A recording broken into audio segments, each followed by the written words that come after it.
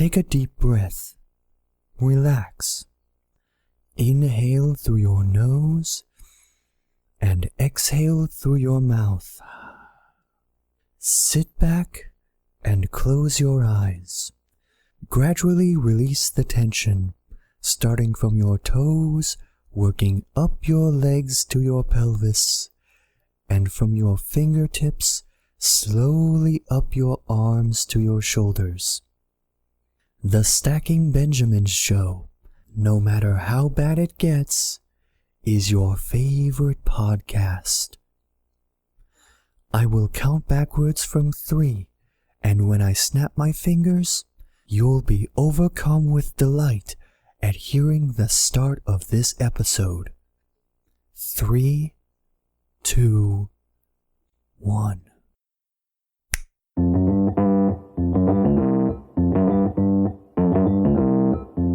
Live from Joe's mom's basement, it's the Stacking Benjamin Show.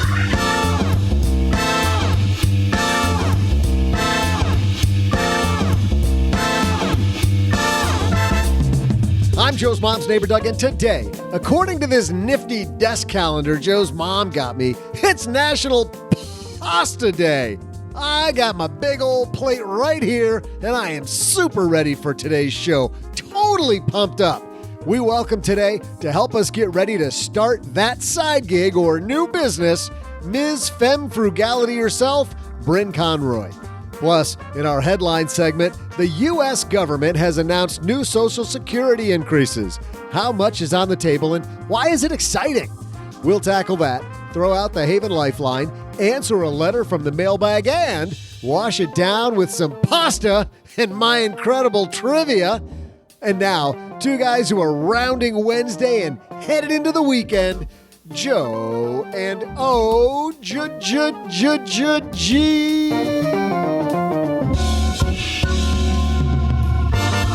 Doesn't it feel like that some weeks? Where you are just, baby, I'm picking up steam, here I come, home plate. It rarely feels like that for me on a Wednesday, but... But this week it does. Maybe this week it does. Okay, sure. This week it does. Hey, everybody, welcome to Wednesday Fun Day on the Stacking Benjamin Show. I'm Joe Salciha, Average Joe Money on Twitter, and across the card table from me for yet another scintillating episode of this here podcast. Whoa. It's my buddy OG. You can spell that. I know. I can't spell it. I barely know how to say it. Check this out. Check out my mug today. Boulevard Brewery.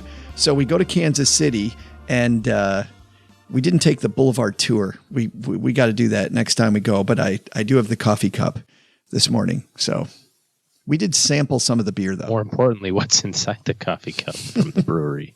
Not talking about that this morning. But what I am talking about is Magnify Money. How about that? Because the average person who goes there saves $450. You know what's inside Magnify Money? Free money. All kinds of goodness. Free money.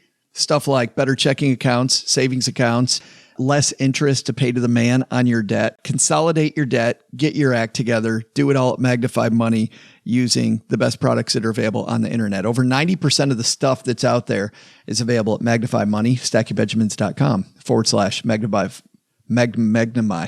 Where did I come up with that? Enunciation for the win. Magnify Money. Thanks also to LinkedIn for supporting Stacking Benjamins. LinkedIn Jobs matches people to your role based on more of who they really are, their skills, their interests, and even how open they are to new opportunities. And guess what? Because of the fact that you listen to this podcast, we got a special LinkedIn offer, $50. For $50 off your first job posting, go to linkedin.com/SB. That's linkedin.com/SB. Terms and conditions apply. So what just happened? We just saved you $450. You've only listened to the first 5 minutes of the show. Saved you $450, and we helped you find that person who's going to fit in your job opening. Org chart. Yep. Yeah, you're welcome, America and world. We got a lot more where that came from. So let's roll into some headlines. Hello, darlings. And now it's time for your favorite part of the show, our Stacking Benjamins headlines. Our first headline comes to us from Napa-Net. People that didn't save for retirement are about to high-five themselves because, baby, the government saved them. How about that, OG? The bumper sticker that says, I'm here from the government and I'm here to help. Yeah. Or I'm from the government and I'm here to help. Yeah. So there is some good news. Social Security announces their benefit increase for 2019, 2.8%. Social Security and supplemental security income benefits for more than 67 million Americans will increase 2.8% in 2019. The Social Security Administration announced last week. And by the way, did I say this is from Napa-Net? And Ted Godbout wrote this. The 2.8% cost of living adjustment will begin with benefits payable to beneficiaries in January. For SSI beneficiaries, the increased payments will begin on December 31st, 2018. A fact sheet further explains that the maximum amount of earnings subject to the Social Security tax will increase from $128,400 this year to $132,900 in 2019.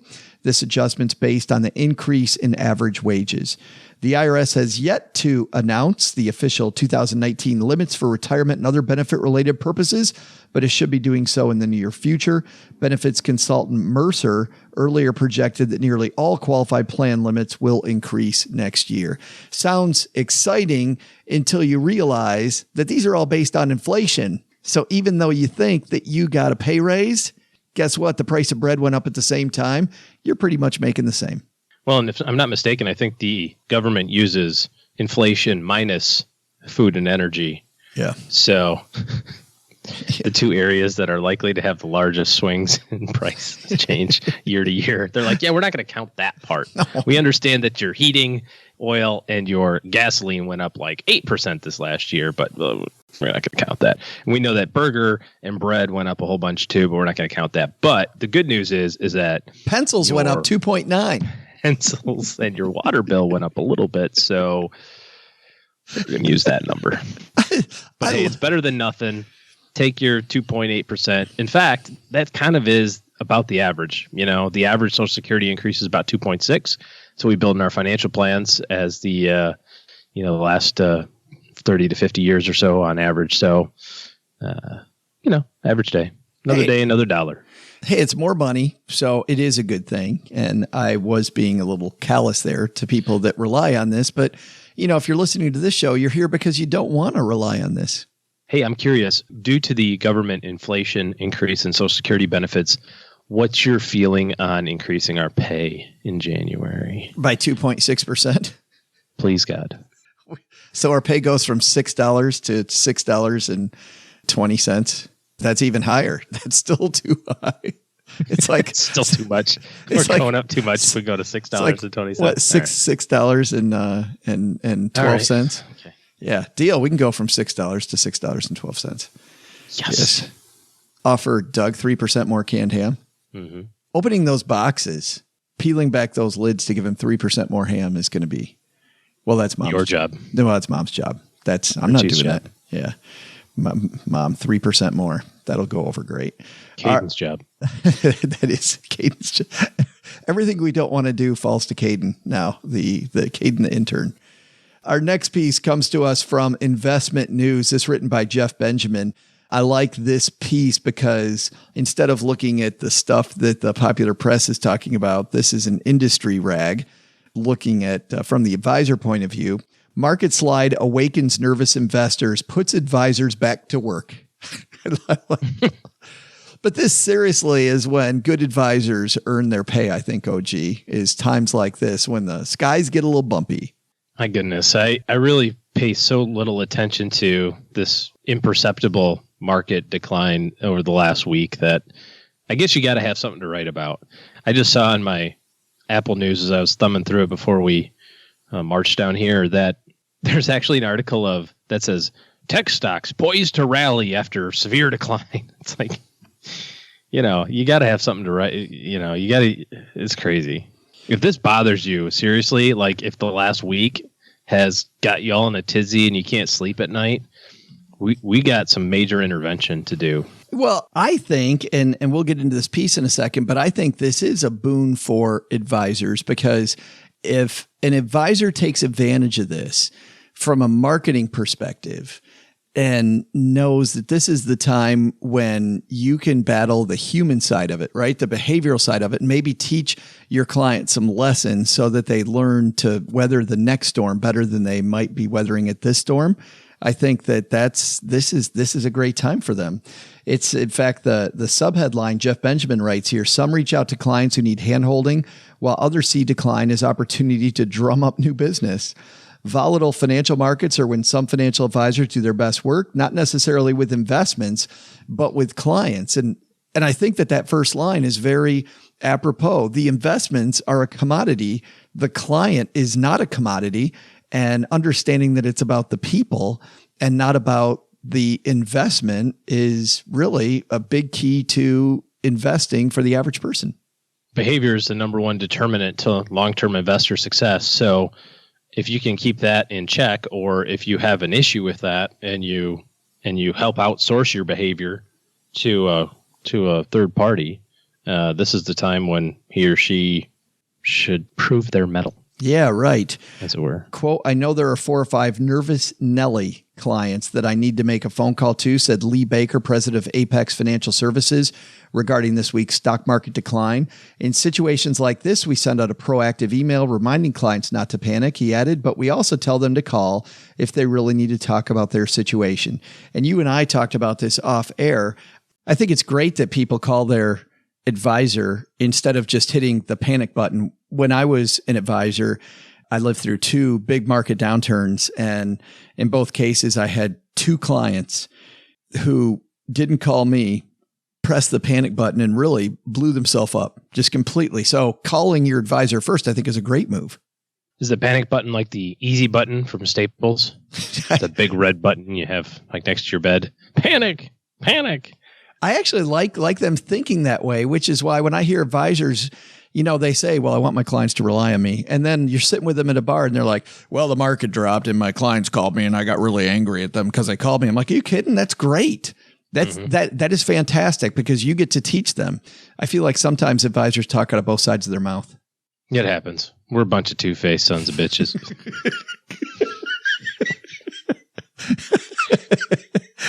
As a group, that brings up something funny. Somebody was talking about the Susie Orman controversy. I don't know if you've seen anything, but there's this little Susie Orman controversy going on online. I got to listen to it. I've meant to do it like 6 times and I just get distracted. I like the Apparently she doesn't agree with fire. Yeah. I like the fact that several public... Paula fight fire with fire? Oh, maybe she did. Well, listen to find out. Well, actually, she didn't really fight her back. What I'm impressed with is I thought Susie's appearance here went really well. And people are even talking about like her appearance on our show and just how different, like night and day, those 2 interviews were, which is very true. I mean, Susie came on here and had her peacock feathers out like usual. But besides that, it went very calmly. We had a very calm discussion. Different than this market, though, OG. So anyway, back to our discussion. The reason I brought that up was that somebody said, well, the reason Susie doesn't like the fire movement is because it's anti-advisors like her. I'm like, are you kidding me? People want to retire really early. Why wouldn't you have super smart people in your corner?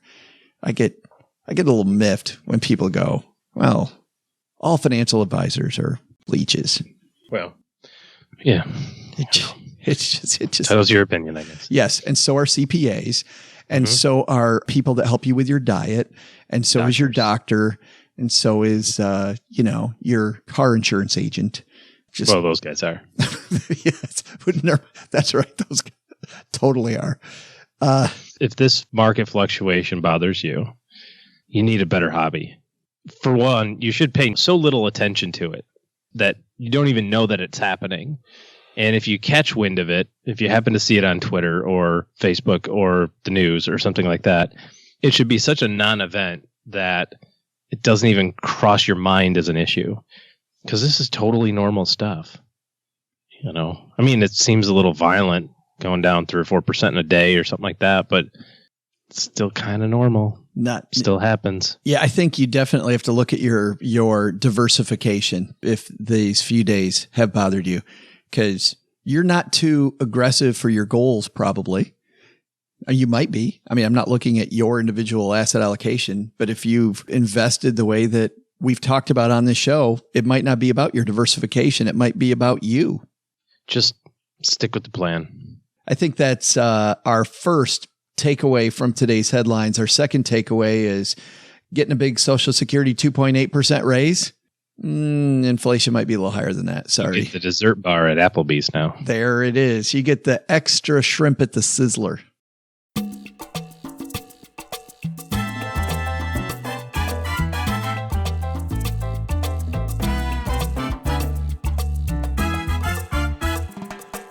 This woman is a force of nature, and I love talking to her. Brynne Conroy is the voice behind the Femme Frugality blog. She has a heck of a personal story. She's been on before. She hasn't told her personal story. We're going to ask her to do that today because it's a powerful story about somebody against a lot of odds still being able to not only get where they need to go with their life, but also to help other people get where they need to go. She's out with a new explosive book called The Feminist Financial Handbook. But today she's here in the basement talking about entrepreneurship and about getting your act together and also how she got her act together. Let's say hello to our good friend, Brynne Conroy.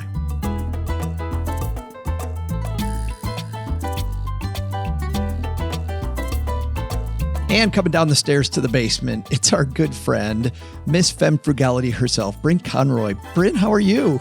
Good. How are you, Joe? I feel you're one of those people that I feel like every time I see you, I feel like I just saw you yesterday and we kind of pick up where we left off, but it's been too long. I know, definitely. Last time I was here, you didn't have that Kiss poster up, so... Right. Upgrades from Bon Jovi to Kiss is always a win. That's right. So let's talk about you first for people that don't know your story, because you didn't start off in really, I would imagine, a great place. You left home at a really young age. I did. I left home when I was a teen. And from that point forward, I was supporting myself independently. My plight was made a little bit easier. I had people who were willing to let me couch surf. And not in the fun, like I'm going to travel the world way, but Yeah, but how old were you at this point? I was when you left home. 16 or 17, right on the cusp there. Yeah. Wow. Okay. So nowhere to go. People let you couch surf. I'm sorry. Oh, no, it's okay. I had great friends who would let me stay with them, reduced rent. I still worked really hard at work and I finished high school, got into a good college. Sometimes I was working more than one job, but I was always working full time. Can I ask you, just because a lot of people have never experienced anything like this, how do you couch surf and still manage to keep those goals in mind to finish high school, get into a good college? Like, I'm imagining, Brynne, life is throwing a lot at you at this point, and to think, I still need to get into a good college is, thing number 672. Yeah. When I was growing up, I was told that I was very antagonistic and that was a bad thing. But for me, in that certain situation at that point of life that I faced, I think that it was actually a very positive thing and it helped me get through. I had all these circumstances that I should not be able to continue to better myself and to continue to get an education and to continue to get to work with a car that sometimes worked and was old enough to be a classic, but not nearly cool enough to be one. And so it was breaking down all the time. I had a lot of things going against me, but I was very, very determined to not let them slow me down. How did you get through college? That is an interesting story. So I went to my original school for a semester. And then I learned a little bit more about college funding, or the lack thereof. And I realized that I was going to be in a lot of debt. And I was not comfortable with that. I was not comfortable with tens to hundreds of thousands of dollars in debt. I was going to a very expensive school. So I dropped out. And it took me a long time going back and forth to go back and finish my degree. So it was a slow process. It took me 7 years. So you're preaching to the choir. Mine was also, I didn't want to get into lots of debt, because when I did take out debt, I actually spent my student loan money on a computer, and not so I could do anything good with it. I wanted to play video games. And then I realized, oh no. Yeah, well, then I knew myself and I'm like, I'm an idiot. I already was doing dumb things with money and I'm like, I can't do that anymore. So I took forever to do it and worked 3 jobs. But you're couch surfing, working 3 jobs, driving the unbelievable car. So you made it through, but that for you meant independence at an early age. What made you decide not to go work for the man out of college? Well, I did for a little bit. I had this writing thing going on as a side hustle. I worked in my chosen career field for a little bit, and then we had a regional work shortage. It's a unionized field, and I was one of the last people on that register. So I lost all my work very suddenly. And in 2015, actually, I went to FinCon for the first time. I built up my business, and all of a sudden, before I knew it, I had a full-time income again. So a lot of the things that I've done in my life financially have been born out of severe necessity. So yeah, they say that it's what does Tony Robbins say? It's either perspiration or desperation, and yours sounds like it was a little of both. Absolutely. Absolutely. I've always been a hard worker, but sometimes life doesn't work out the way you want it to. And when that happens, you just kind of have to figure out a way to make things happen. So, and in the middle of all this, you found out that you were expecting. Yeah. This was actually prior to finishing school. I was living in poverty. I had been for a while. I still hadn't figured out the whole how am I going to fund college thing. And I was kind of, unfortunately, not comfortable where I was, but I was kind of resigned to it. I was like, this is my life. I don't have the money to go back to school. I need to work full time because I do not have anyone that I can turn to help me and support me. So I had just kind of given up and been like, I can still be happy in this life. It's not going to be like the most luxurious life ever, but we will still have good times. We'll still be happy, and we'll find a way to make things work. Then I found out I was expecting, and I realized that I couldn't go down the path of choosing between the electricity bill and groceries anymore. I knew that I had to up my game and that there must be a way to fix things. We got on benefits in our household. I went back to school. I got grants and scholarships to cover everything. And around that point, actually, when I found out I was expecting, is when I started my blog, Femme Frugality, because I was learning all this stuff and totally boring all my friends by telling them about it. I was like, someone on the internet must want to know about this. So, but that's so awesome. Take your struggle, share it with other people. And what's cool about your blog, Brynne, is that you now have found a bunch of people, like through the power of the internet, you found people that you're empowering that are really living a similar life to yours. Yeah, it's pretty incredible. Like, I never thought that was something that would come out of this, but I am also so glad that it has. That's one of the most rewarding things about all of the work that I've been doing. So I was so excited to see that you have a new book coming out called the Feminist Financial Handbook. But one area that I wanted to talk about, and which is obviously entrepreneurship, with all of the different stuff that you've had to juggle, is something that you've learned from the school Hard Knocks, also from school, from your many jobs, like how to be an entrepreneur. What surprised you when it comes to who's starting new businesses? Yeah, and I've been an independent contractor in almost every professional position I've had, which is a whole nother conversation for another day. Right. But you learn about taxes in a hurry, don't you? Oh, yes. Just immediately. You're like, oh, yeah, got burned by that once. Not going to do that again. But anyway, I'm sorry. Right. No, you're good. I think a while ago, you and I were talking and we were like, yeah, we're probably the only people that actually like going through and reading the tax code because it's so enlightening. You can find so much stuff, ways to get money back that you never knew before. It's exciting. I can write off this pencil. Yeah. You're kidding me. Yeah. We get to do so much more reading this year, too. It'll be good. It'll be good times. Well, it's been great. My hair, what little I have left, is quickly going away. But anyway, yes. Mine just started turning gray, so that's fun. I liked it when we're getting off track, but I liked it when my hair turned gray. But I know it's different for men and women. Do you like your hair turning gray? I'm not the hugest fan of it, but it's not so... I don't want to say bad because I don't want to put that quality on it. It's not as prolific yet, so I don't have to dye it or anything. I don't know. I got to tell you though, kind of is. I've got a friend who's in her early 40s and she just owned it, and it's so cool. It is just so, I don't know, it's pretty badass. Just owning her gray hair is awesome. That is cool. But anyway, yeah. But anyway, going back to businesses, because you've got some surprising statistics here that I think a lot of people don't know. Who's out there starting new businesses right now? Absolutely. So since 2007, the small business sector has only grown 9%.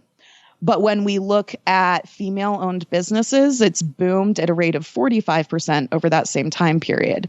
Not only are those businesses popping up everywhere, but they're also becoming extremely successful 37% increase in revenue since 2007 for women-owned businesses, and that's performing 10 percentage points over the market at large. Wow. They just highlighted this on one of my favorite podcasts, Startup. I don't know if you listen to Startup.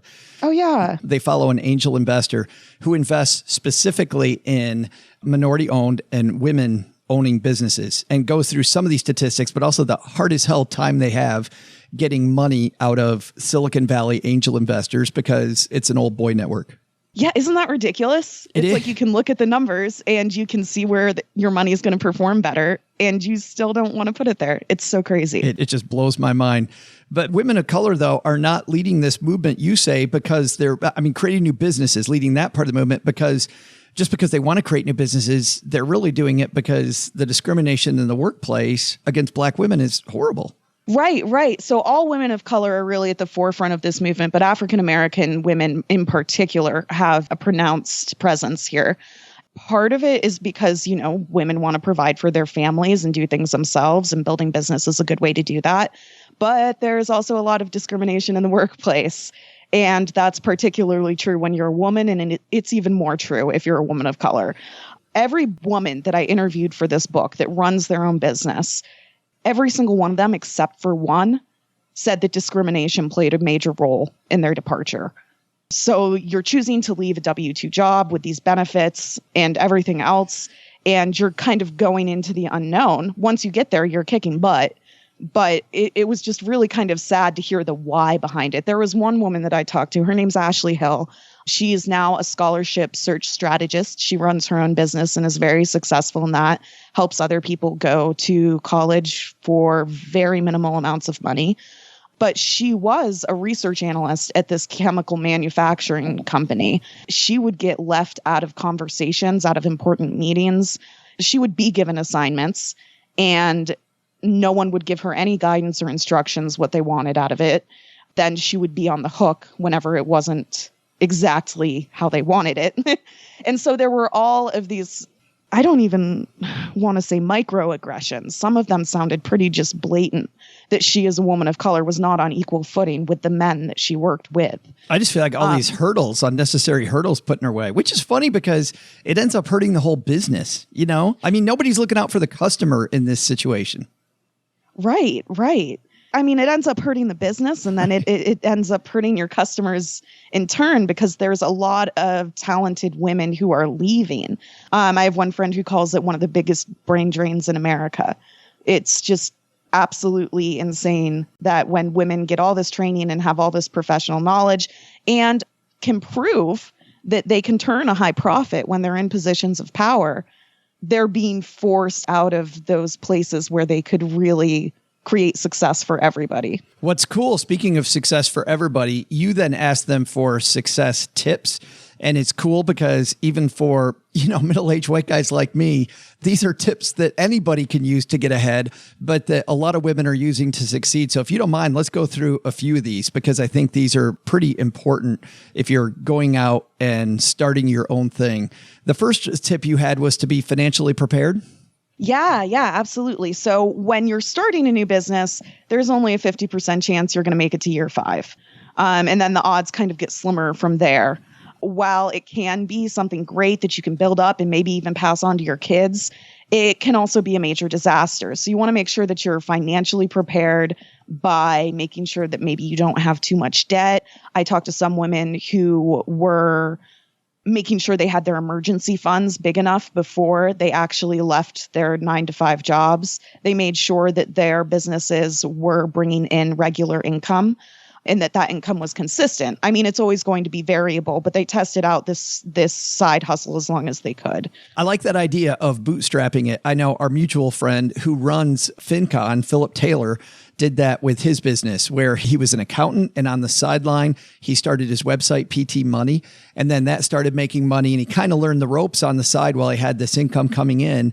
And then finally, he got to the point where he was making enough that he could replace that. Of course, then that led to FinCon, and now he spends most of his time doing that. But he bootstrapped it, which I think especially, for a lot of the women that you talk to, if these avenues of funding that we just talked about aren't there, having your financial house in order is even more critical. Exactly. Yeah. And Chauncey Maddox Ray, she's also one of our colleagues. She was one of the women that I talked to that really spoke a lot to this particular point. She was carrying a lot of debt, and so she paid it all off. I believe she paid it all off. She paid a whole lot of it off. I know that. And she was really watching that income, like that side hustle income. And she actually was working in journalism before. So she chose to stay in the same field, but just go off and do it on her own. Yeah, that's powerful. Next is to be confident. I think I want to step over that one because if you lack confidence, you're going to get trampled as an entrepreneur. Absolutely. No matter who you are. But the third one, run a lean operation. And I think, Brynne, a lot of new entrepreneurs get that piece wrong. Yeah, there's a huge piece of advice out there that you should always be investing in yourself, invest in your own business, which is a very good piece of advice. But I think that you have to be careful with it because just because you spend money doesn't mean that you are always going to get the same return on it. You can maybe bill something on your taxes, right? You can deduct it on your taxes. That doesn't mean that at the end of the year, you're going to come out positive. You still spent money. You just reduced your tax burden. That's funny. Just because it's tax deductible doesn't mean you should do it. I've heard that so many times. Well, it's tax deductible as if they're talking about it's free. No. Right. Yeah. No, that's not how it works. Like you still spent like $500 on whatever piece of equipment that was that maybe you did or didn't need, or this conference here or that conference there. I'm all about conferences and getting the equipment you need to build and grow your business. But I think running a lean operation gives you a lot more freedom to grow in ways that are going to be advantageous. Just be picky. Did you find that a lot of the entrepreneurs you talked to that they stepped in this one, they spent money a little too carelessly when they started? Yeah, I had two women talk about that. The one that sticks out in particular, her name's Ellen Massicut. She was thinking about taking her business and having a physical business office. And so in preparation for that, she hired a full-time salaried assistant. And what she learned through that process was there was no way in heck she was going to be opening up a storefront because the overhead costs simply of having a regular employee who was not 1099 were just oppressive and did not make it possible for her to invest in areas that would allow her to grow more. I love that. I hate that story, but I think that's a good lesson for anybody starting out. Next is figure out which efforts lead to the highest profits. Yes. And this one is going to be more of a case-by-case basis, I think. We could talk about social media efforts and even just marketing efforts as a whole, but that's not the business everybody's getting into. Each business that you get into is going to have different forms of advertising or training that are going to bring in more revenue. What I would suggest is seeking out a small business incubator, either at a college in your town or through the small business administration in your area. And a lot of times they will even provide free mentors to you. I love that. Well, even without the mentorship, just being with a bunch of other business owners that are kind of in the same situation, I think is cathartic at the least and helpful at the most. Absolutely. And when you set it up and you're doing it locally, you also learn about fun things like local laws or registering your business or how much do I have to pay to be an LLC in this state. So that's a really good thing to do, I think, is network locally. Speaking of that, your next point was networking, and I think we'll skip over that. But the last one, and this one, you and I both see entrepreneurs mess up all the time. Take care of yourself. Absolutely. It's so, so important. You look at companies like Google, where they really need their employees to be innovative and doing their best. And they do that by setting up times in the day when they can just go and do whatever they want. Grab a coffee, grab lunch, grab their free lunch at the Google offices, or they can play foosball or do any of these other things that really give their brain time to recover from constantly being at work. Because when you do that to yourself, you're not going to perform your best. I love to work, but there's times I realize it's not a sprint, it's a marathon. And if I'm going to be successful, I got to walk away. And I'm a guy that has so much trouble doing that. And I thought that was brilliant advice because either you're going to fry or your business is going to fry. I mean, I've had times where you just hit a wall and you shut down. And when that happens, it's an inopportune time. You just can't do it anymore. You must have talked to people that felt that same way. Oh, absolutely. And Ashley the scholarship strategist that I was talking to, she told me that just very recently she's had to force herself to schedule breaks in her day as if she was at a normal office. Like she has lunchtime now.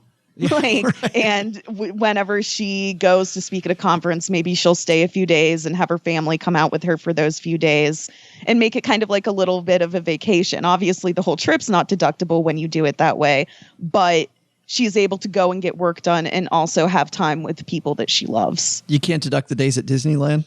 I thought you read the tax code, Joe. Yeah. The book is The Feminist Financial Handbook, A Modern Woman's Guide to a Wealthy Life. By the way, we peeled off entrepreneurship, which is one chapter in a bunch of cool, great topics. You start off with defining wealth. I can have it all, can I? Is the first part.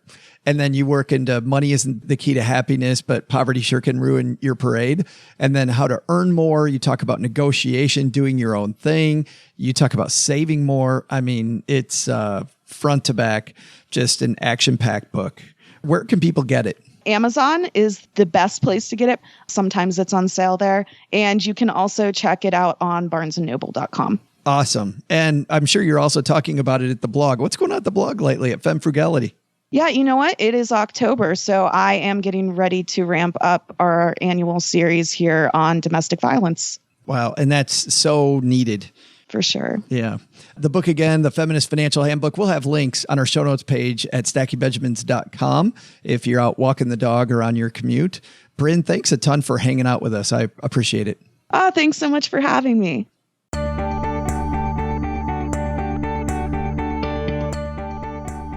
Hey there, trivia fans. I'm Joe's mom's neighbor, Doug, and I gotta say, Joe's mom and I are both, we're super into this National Pasta Day.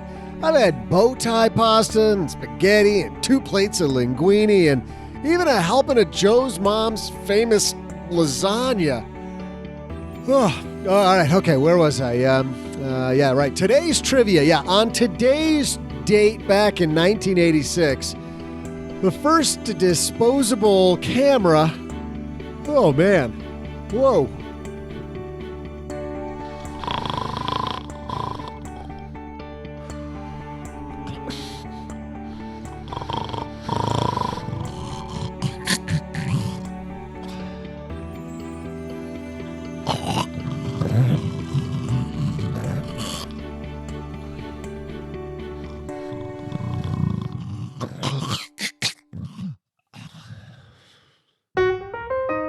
Big thanks to LinkedIn for supporting Stackie Benjamins. You know, the right hire, it's going to make a huge impact on your business, and that's why it's super important for you to find the right person. But where do you find that person who can really make an impact with your company? You could try posting on the job boards, but can you really be sure the right person sees your job? Instead, find the person who will help you grow your business with LinkedIn. They're the world's largest professional network, and people go to LinkedIn every day to grow professionally and to discover job opportunities. 70% of the U.S. workforce is already there, so LinkedIn Jobs is able to match people to your role based on more of who they really are, their skills, their interest, and even how open they are to new opportunities. This way, your job gets seen by more of the right people, making it more likely you're going to fill that role more successfully. Most LinkedIn members haven't recently visited the top job boards, but 9 out of 10 members are open to new opportunities, so you can only reach them on LinkedIn. And that's why a new hire is made, get this, every 10 seconds using LinkedIn. And businesses rate LinkedIn 40% higher than job boards at delivering quality candidates. It's funny, when it comes to finding the right candidate, I've always believed that having that right person who's open and fits our culture. I mean, imagine a basement culture. You need a wide pool of applicants, and you'll find a wider one at LinkedIn. Here's what you do. Head to linkedin.com/SB, and you're going to get $50 off your first job post. That's linkedin.com/SB for $50 off today. Terms and conditions apply. Thanks also to Magnify Money for supporting Stackie Benjamins. Like we do on many Wednesdays, let's head to Magnify Money by going to stackiebenjamins.com/Magnify Money. And I want to take a look at the Magnify Money blog. And I'm clicking there right now. And you'll see, very interesting, looking at personal loans and comparing different personal loan rates and what they like about different places and what they don't like about other places. Also, a piece on CD rates. And there's a new piece every month on CD rates. And Nick Clements wrote this himself, one of the co-founders of Magnify Money. So looking at CD rates, a 1-year CD, Barclays, 0 minimum deposit amount, 2.55%. A 2-year CD at CD Bank, 3%. Minimum deposit there's $10,000. And it goes on and on and on. They talk about Ally, Marcus by Goldman Sachs, Capital One rates, Synchrony rates, Viobank, PenFed Credit Union gives you a bunch of different rates. So Magnify Money, the place that not only can you go there to dispel credit myths, look at reducing your debt, dealing with collections, find out who the worst banks are, the best credit cards, you can also use it, and you should use it, to look at more of the banking products you use every day. Instead of walking into your bank and just saying, what do you got? Head to stackingbenjamins.com/magnify money to compare, ditch, switch, and save.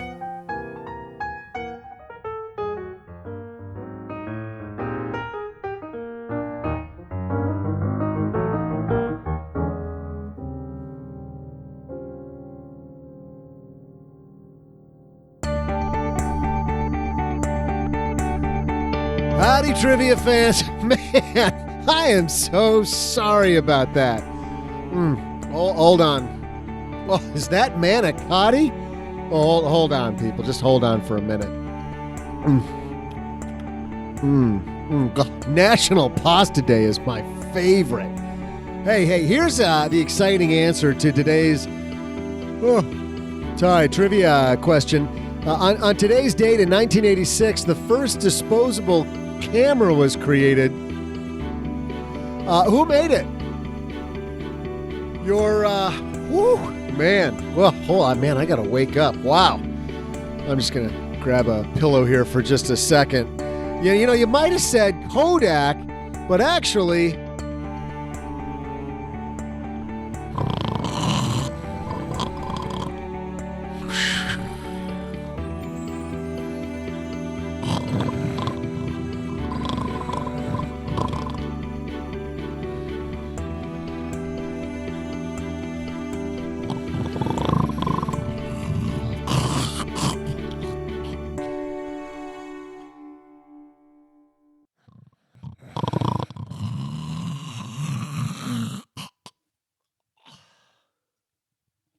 Big thanks to Brynne Conroy for coming down to the basement. OG, you hear stories about people that run away from home in high school, still find their way through college, still find their way to be an entrepreneur, become an author, do great work. Some perseverance right there. If you're not motivated by that story, like if you look at your situation and then think, oh, woe is me, and then you hear that, and maybe your story is harder than Brynne's, but how inspirational is that? Crazy. Hey, let's throw out the Haven Lifeline, OG, and we're going to tackle some of life's most important questions like Brynne has. Our friends at Haven Life Insurance Agency, they put what you value first. Oreos and Hot Pockets. Hot Pockets. I haven't heard a good Hot Pocket joke in a while. Diarrhea pocket. That might be my favorite part of that joke. And for people that don't know what we're referring to, go listen to some Jim Gaffigan. They now have vegetarian Hot Pockets when you don't eat meat, but you still want diarrhea. I wonder how Hot Pocket sales did after he did that. Well, they're not hurting in my house, I can tell you that much. Let me ask you this. If you go to Haven Life and you're filling out the application and you put down on the other line that you eat a bunch of Hot Pockets, what do you think they do to your premiums? They lower them. You're going to die sooner. That would be increasing, I suppose. Yeah, I guess they increase them. Oh, sir, I'm sorry. It turns out Ooh, you've got a rider for Hot Pockets. Yeah. Your rated table Hot Pocket. There's preferred, standard, smoker, and Hot Pocket. Hot Pocket. Those are the different classifications. Sir, we just did the blood test, and it turns out your blood is 90% Hot Pocket.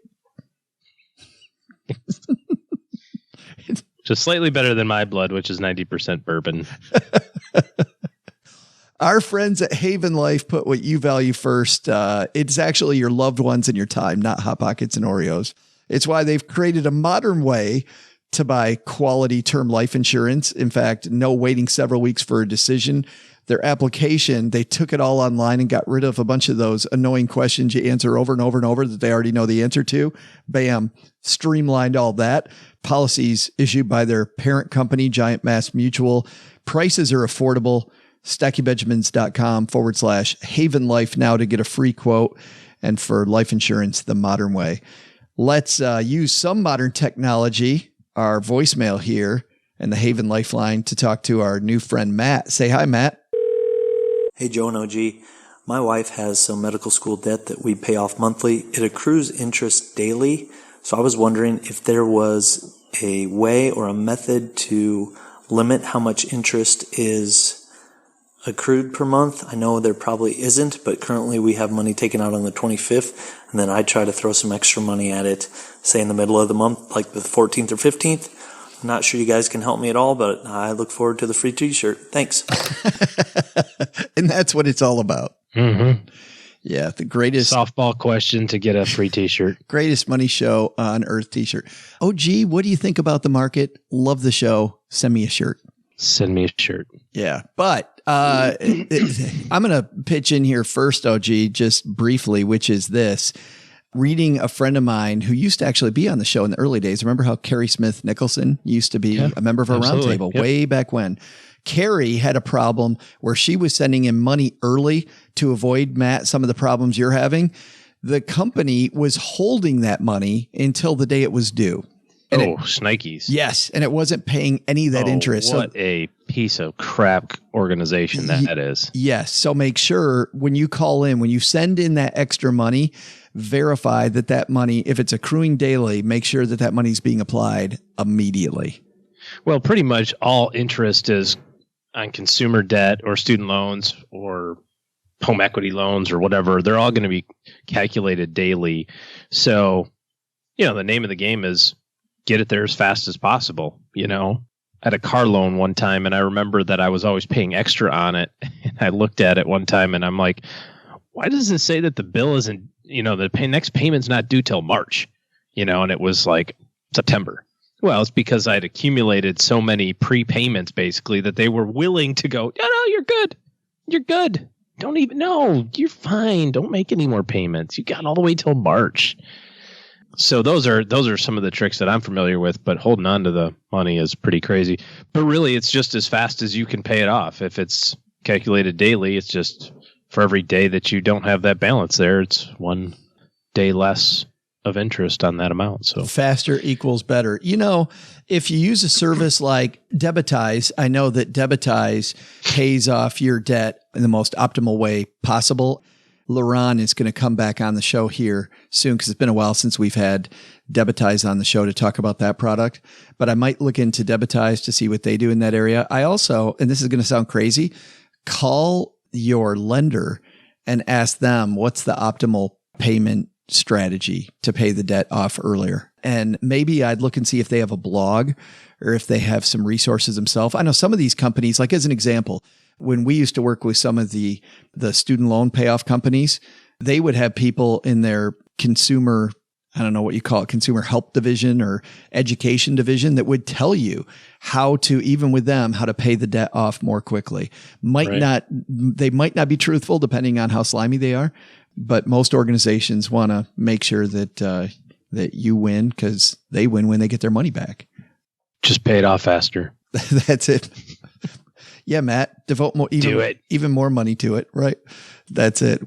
Thanks for the question, Matt. And we also get letters down here in the basement. And Doug just dropped off this one. This is a really long one. Ready for this? This one comes to us from Mario. Mario says, what's your opinion about investing in a target date fund for retirement? Let's just do it. His name isn't Mario. His name is Pot Stirrer. That's who Mario is. That's the type of question we'd expect on the Haven Lifeline, not a letter.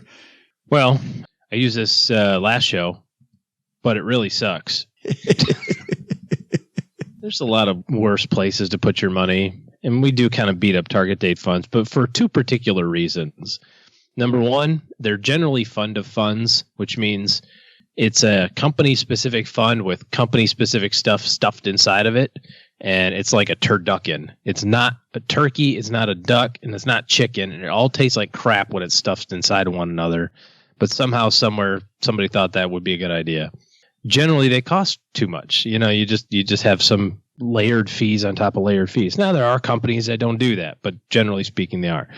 The bigger issue out of all of it is the fact that I think that they get too conservative too early. All these target date funds look at age 60 or age 65 as the end goal. And if you have 40 years to go, fine. There's a lot worse places to put your money, including not putting money anywhere.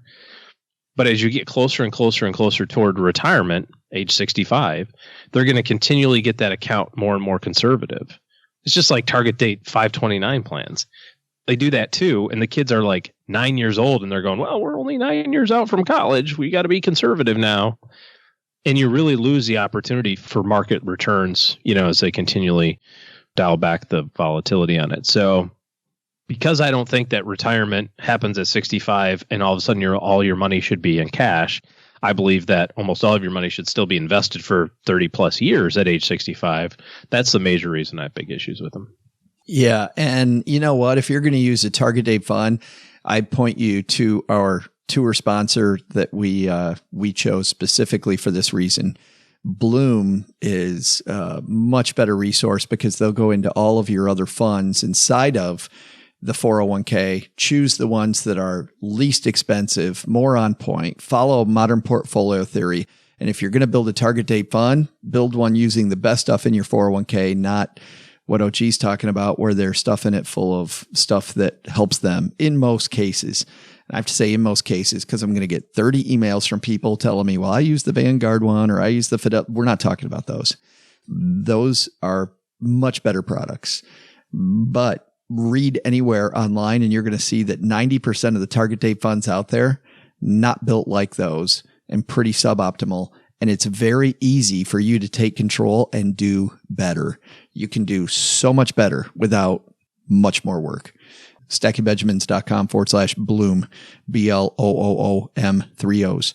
And I think you're headed much more in the right direction. Thanks for that question. Hey, as I mentioned last time, you're running out of time if you want OG's firm in your corner in 2018.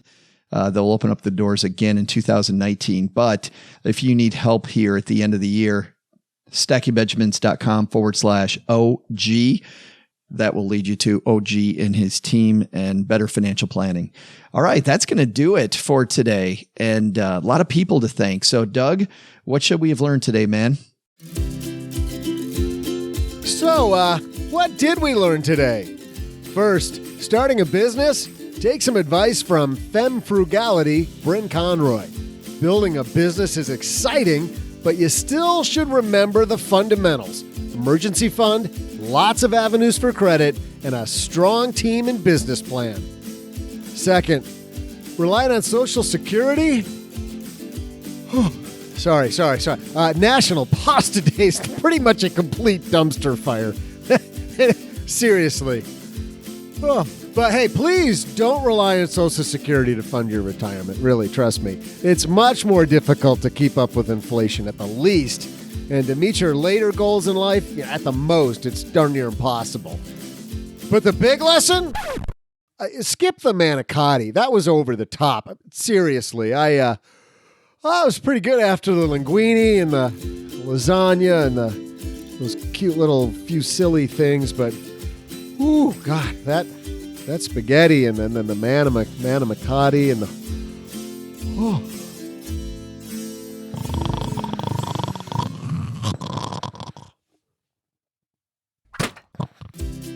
Special thanks, to Brynne Conroy for stopping by, and thanks, Brynne, for waking me up. You'll find her new book, The Feminist Financial Handbook, on Amazon, and also because we support independent booksellers at Powell's. Make sure you go to Powell's. And you can also head over to stackingbenjamins.com/... stackingbenjamins.com/howls.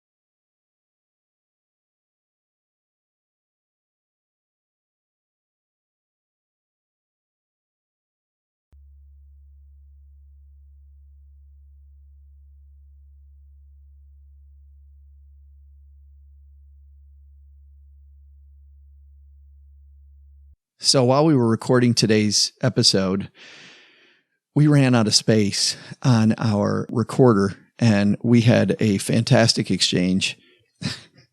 Some of the best radio we've ever made, and nobody will ever hear it. But we were talking about, and I want to get back to this, OG, because I just think it's pretty wild.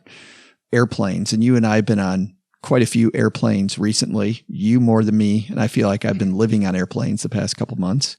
I actually am back to the point, by the way, where I fell asleep on an airplane. And when I used to fly a lot more, I would sleep. And that's when you know that your anxiety levels come down enough that, you know. I don't have any anxiety on planes, but do you have the routine? Like where you sit down, you get your stuff, so boom, boom, boom, you get kind of all set up. For me, it's I transition from my AirPods, which I have, I'm listening to while we go through, just kind of that pre-boarding stuff, get on the plane, take out the AirPods, put in the noise canceling headphones, plug those in, got a playlist that's like the airplane playlist, right? So that way you don't have to talk to anybody. Because if there's a period of time when you don't have headphones in, there's a chance that Ned Ryerson's sitting next to you. What? And you don't want to do that. I've had some fantastic discussions on planes, but I generally try my best to avoid that. I don't want to talk to anybody on a plane. It'd be like talking to the guy in the car next to you as you're driving down the highway. You're driving down the highway and you hold up your cell phone number so you guys can chat as you drive from Dallas to Houston. Like, hey, call me so we can talk. We don't know each other, but call me. Like, hey, so what do you do? I'm a truck driver. Oh, you don't say. That's crazy. You know what I mean? Like, what do you do? It's like, tell me about your family. Like, screw you, buddy. I'm not telling you about my family. I don't know anything about you. I worked with a lot of Microsoft employees, and my client, Keith, said he would get on a plane, and he made the mistake once of talking to this person next to him, and they said, so what do you do? He's like, I work for Microsoft. Oh, I've been having this problem with my laptop. And then he's like, I know nothing about that. I sell enterprise software to car companies. So I know. Like, cool. So when I press control, is it control and delete that gets it to restart? Yeah. So he said ever since that he gets on a plane, and if somebody, and Keith's a little bit of a talker, so he will chat with the person next to him. But if it ever comes up, what do you do? He says, I work at a bakery. And he's like, and I make up this whole thing. Oh, that's interesting. What do you do? Oh, we're one of those new cupcake shops. We make lots of cupcakes. It's really fun. The good one to get people to shut up is that you sell life insurance. I had a guy sit next to me once who worked for Kelley Blue Book, and he was talking about how they work. And it was fascinating. Like, I sat there and I knew he was in sales for Kelley Blue Book. So you're like, cool. Could you email me the rest of this to IDon'tGiveAF.com? No, I actually had fun. It was a good time. I did sit down on a plane once, and the dude, it's going the wrong way when before we take off, the dude orders 2 Bud Lights and you're sitting in coach. I'll say that sounds like a Tuesday to me, but go ahead. Right. No, and he's just proceeding to get just completely liquored up. And then Bud Lights. Yeah, I think he'd get full before he got liquored up. Good point. So then he orders another one. Like, by the time that the cart actually gets there, And by the way, he buys 2 more. That's number 4, number 5. So the unwritten rule on booze on an airplane is that they'll let you have 1 per hour of flight. They generally will pace you out. Even if you're like, ding, ding, ding, they'll go, oh, can I help you? Oh, yeah, can I get another beer? Like, yeah, just a second. We're just finishing up. And they'll drag it out. Drag it out so that you... once. Yeah. Or if they give you 2, then that's got to Well, at least that's what they tell me. Mr. OG, well, how do you know my name? Oh, I'm sorry. Mr. Passenger. Yeah. This guy I'm alerted to your presence. Sir. This guy actually had worked for the airline and was flying from point A to point B. And he knew the flight attendants that were on the plane with him. And by the way, every time he would get them, he'd turn to me and he'd go, you want one? And the first 2 times I said, no, thank you. And the third time he goes, no, seriously. And he shows me these drink tickets he has for free booze. And every time he's not talking to flight attendant, he's like, hey, Martha, can I, she's like, oh, sure, Bill, So, but he's like, you want one?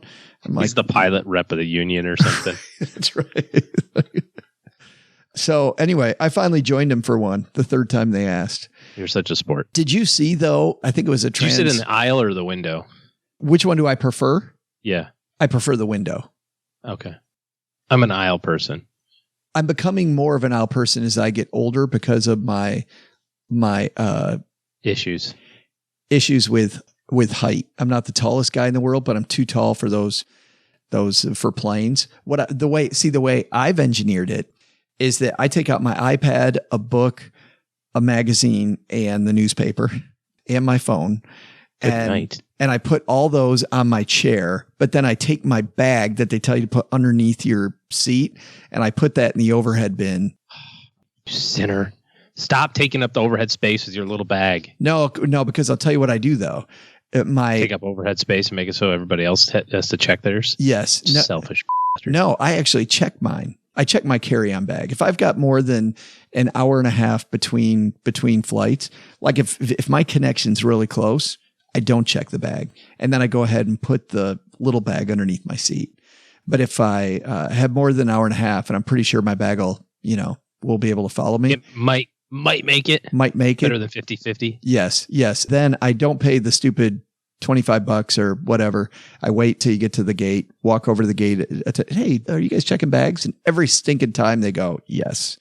Mm-hmm. So then I check it and just put my little bag up there. So I'm saving people space. You're welcome. Nice. And I get my room for my longer legs. This was exciting. Welcome to Joe and OG's.